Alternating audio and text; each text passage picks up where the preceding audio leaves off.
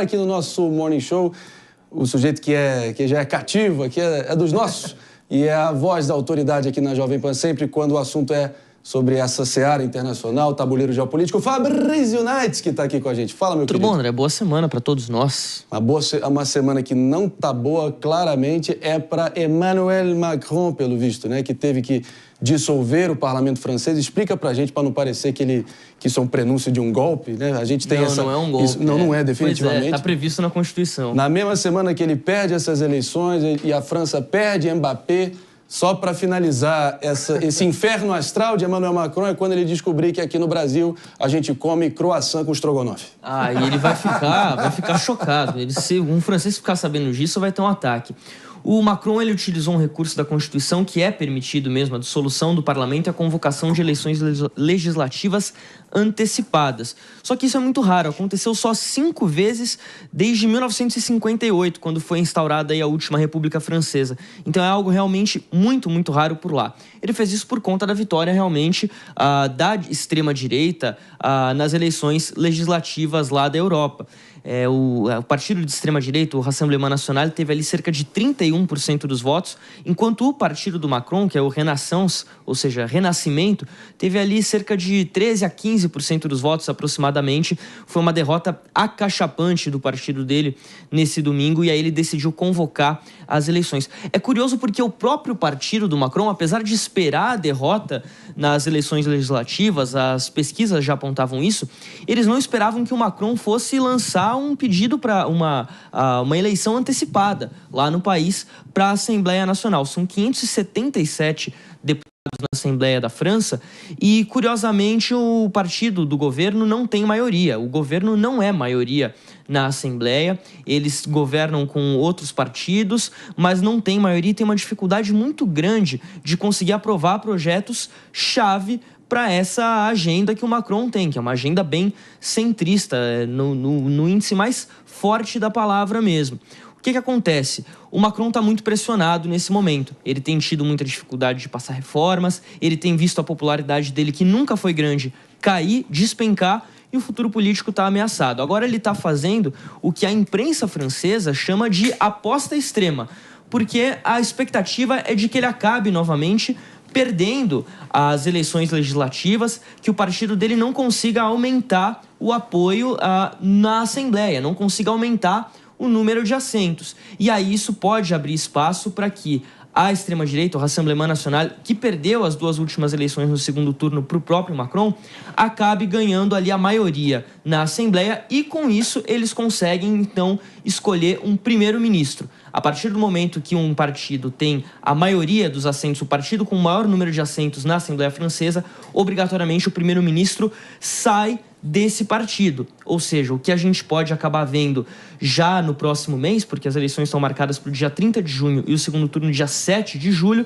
é, de repente, a Marine Le Pen, que perdeu as 2 últimas eleições para o Macron, como primeira-ministra da França. O que isso pode pesar a favor do Macron? Se a Marine Le Pen assume como primeira-ministra a partir de 7 de julho, ela vai ter aí 3 anos de cargo até as novas eleições presidenciais. E o Macron pode usar isso a seu favor politicamente para dizer o seguinte: olha, enquanto ela foi primeira-ministra, não conseguiram aprovar nenhum projeto, não conseguiram passar reformas e a gente teve o nosso trabalho dificultado pela oposição. Então é um cenário bem difícil. O que a gente está vendo é o seguinte: essa ala, a extrema-direita, o Rassemblement National, muito confiante para as eleições, dizem que estão prontos para governar.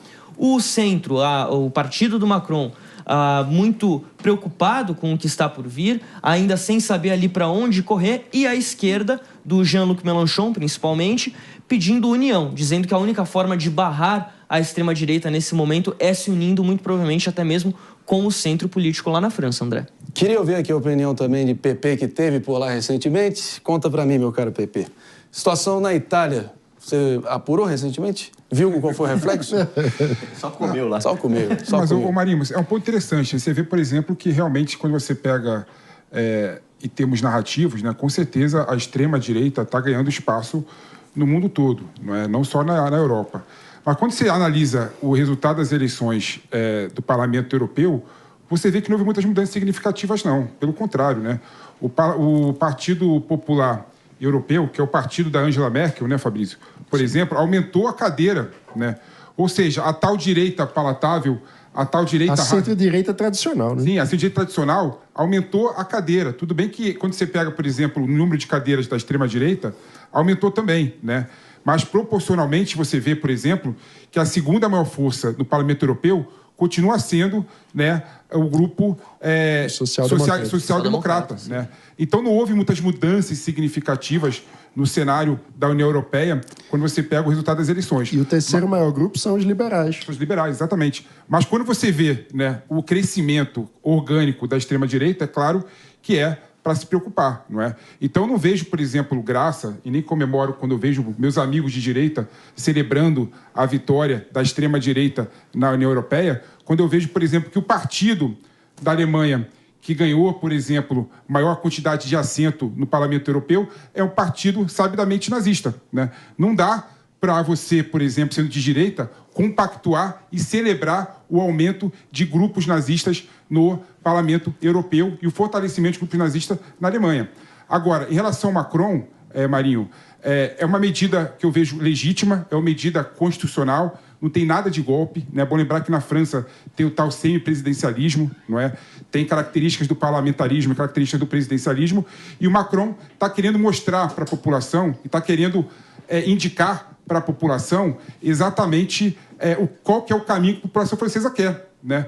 Porque o resultado das eleições, como bem disse o Fabrício, né, o Macron teve pouco menos de 15% dos votos, né, o partido dele, né, mostra claramente que o Macron está tendo uma certa desconexão com a população e a sociedade francesa. Então é justo que o povo francês venha para as urnas e decidam realmente se quer mudar, né, o parlamento ou não. Então é uma postura, em modo de ver, legítima e, mais do que isso, mostra uma grandeza do Macron, né, porque o Macron pode perder ainda mais espaço no parlamento francês. Trazer também um outro ingrediente. Um outro ingrediente, Mano, também, claro, fica à vontade aí, são muitos elementos para a gente explorar. Mas os nossos irmãos britânicos, Fabrício, eu quero que você comente também, tem eleição vindo aí. Keith Starmer, pelo Partido Trabalhista, contra o Rishi Sunak, que é o atual primeiro-ministro do Partido Conservador. Talvez tenha algum franco-atirador vindo aí com uma terceira via que pode abalar toda a situação na Inglaterra, na sua opinião também? Eu acho difícil. As pesquisas mostram os trabalhistas com muita vantagem, André. Mais de 30 pontos até. Na corrente contra a Europa, de modo geral. Um pouquinho. É bem variado. A gente viu alguns países, Portugal, por exemplo, o partido mais tradicional de direita que está no poder atualmente acabou perdendo um assento no Parlamento Europeu, enquanto o Chega ganhou. Ou seja, e a esquerda, o Partido Socialista Português, também ganhou assentos nessa última eleição. Então, a gente tem visto cenários muito diferentes em diversos países, mas a média foi justamente essa que a gente viu, um certo avanço da considerada extrema-direita nessa eleição no Parlamento Europeu. O PP falou um negócio aqui da popularidade do governo Macron. É algo muito curioso isso, porque o Macron, acho que, não sei se é um caso necessariamente inédito, mas é muito raro. Ele foi eleito presidente 2 vezes sem ser a figura mais popular do país. O Macron foi eleito presidente 2 vezes para barrar a Marine Le Pen. Isso é algo que os franceses chamam, André, de fronte republicano. O que acontece?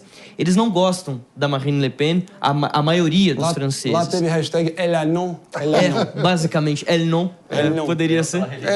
Ganhou pela rejeição, Paulo. Como se a terceira via chegasse no segundo turno e ganhasse pela rejeição do adversário. Os franceses, eles têm esse chamado fronte republicano, que é o seguinte: se um candidato, como a Marine Le Pen, que é do Rassemblement National, que é um partido histórico lá na França, vai para o segundo turno e contra ela vai qualquer outro candidato, o eleitor médio francês, o eleitor de centro, o eleitor de esquerda, e mesmo até alguns eleitores de direita, vão votar nesse outro candidato. E é o que aconteceu com o Macron.